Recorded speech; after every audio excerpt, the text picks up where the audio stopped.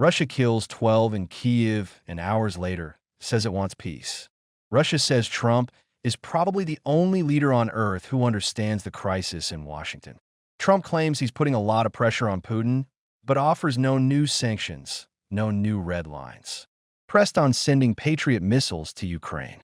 Trump dodges again, but Kyiv doesn't have weeks. It barely has hours between air raid sirens. Talks are heating up. Cities are burning, and Ukraine may soon be asked to choose between territory and survival.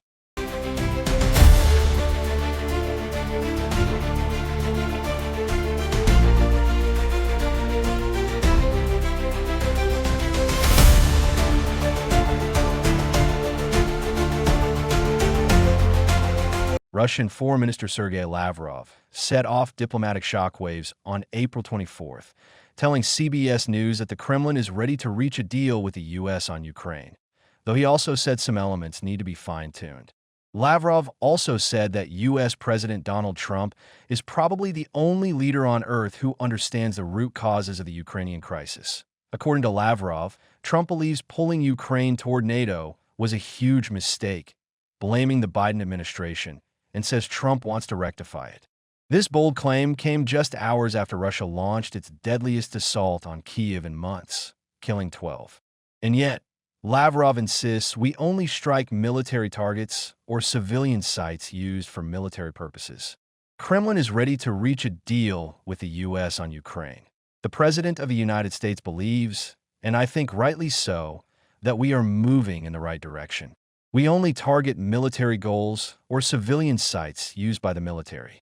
President Putin expressed this for so many times, and this is not different this time as well. Mr. Trump is probably the only leader on earth who recognized the need to address the root causes of this situation. That he said it was a huge mistake to pull Ukraine into NATO's, and this was a mistake by the Biden administration, and he wants to rectify this. Meanwhile, U.S. Secretary of State Marco Rubio still believes the war is edible, but last night's missile barrage was a chilling reminder. Words may be diplomatic, but war is still very real.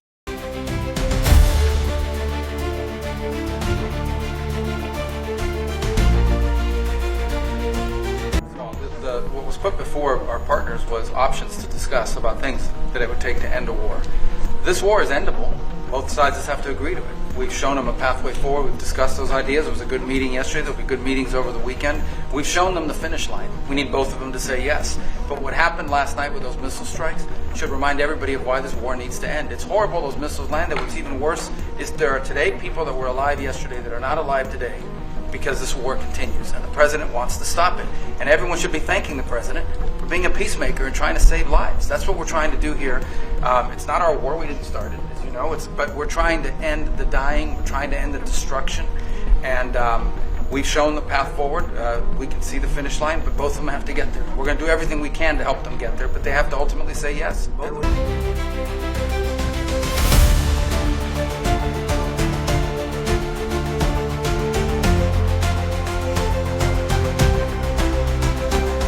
Trump says Ukraine peace talks are heating up, but so is Kyiv. Just hours after Russia's deadliest strike this year killed 12. Trump claimed Moscow made a pretty big concession by backing off plans to seize all of Ukraine. At the White House, Trump boasted about putting a lot of pressure on the Kremlin, but no fresh sanctions, no clear consequences. What's the message? Progress at the table, devastation in the skies, and the world caught somewhere in between. I didn't like last night. I wasn't happy with it. And we're in the midst of talking peace, and missiles were fired. And I was not happy with it. That's what I meant, and that's, what it is. Things, I will say. But that one is well on its way. We could have a very, very good decision. And a lot idea what pressure I'm putting on Russia. We're putting a lot of pressure. Can you maybe tell us? We're putting a lot of pressure on Russia, and Russia knows that, and some people that are close to it know, or he wouldn't be talking right now.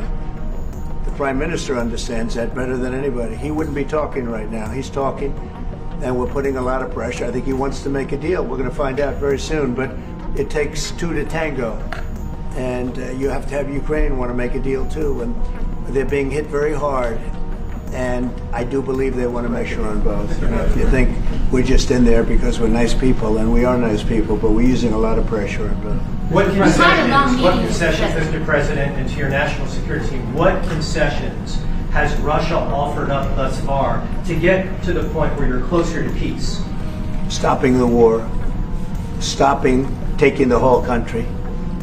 Pretty big concession. Asked on whether the U.S. will send Patriot missiles to Ukraine, President Trump gave his trademark dodge.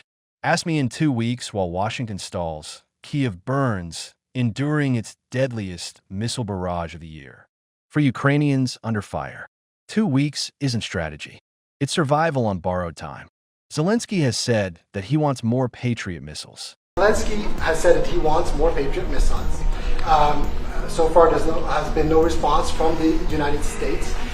If the United States decides to pull out of negotiating for peace, trying to broker peace, does that also mean a no on Patriot missiles, a no on sharing intelligence with Ukraine? Let's see what happens. I think we're going to make a deal. And if we make a deal, that'll be wonderful. We won't have to worry about your question.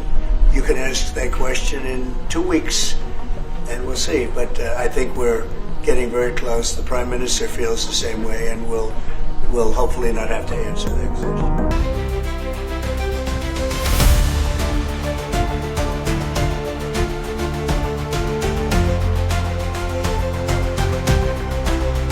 According to German outlet Bild, Ukrainian officials are now bracing for a worst-case scenario, a full cutoff of U.S. military and financial support.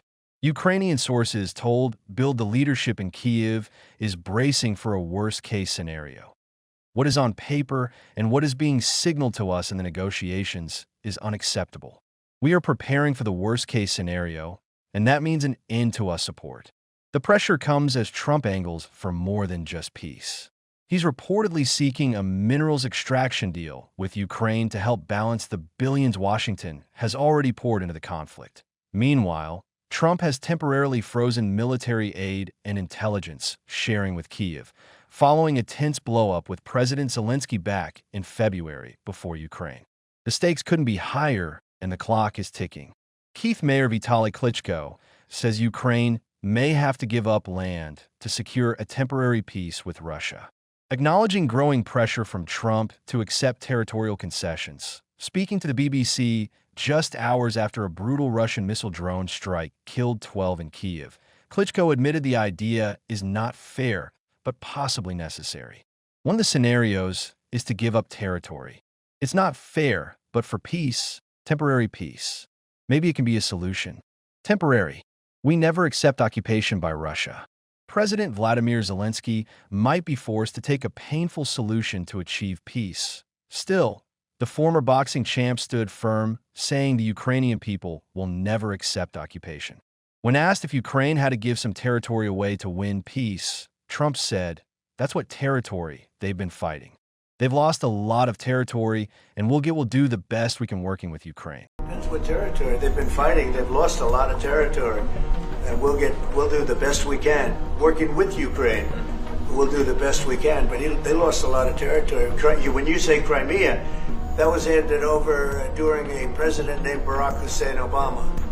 That had nothing to do with me, Crimea. That was 11 years ago with Obama.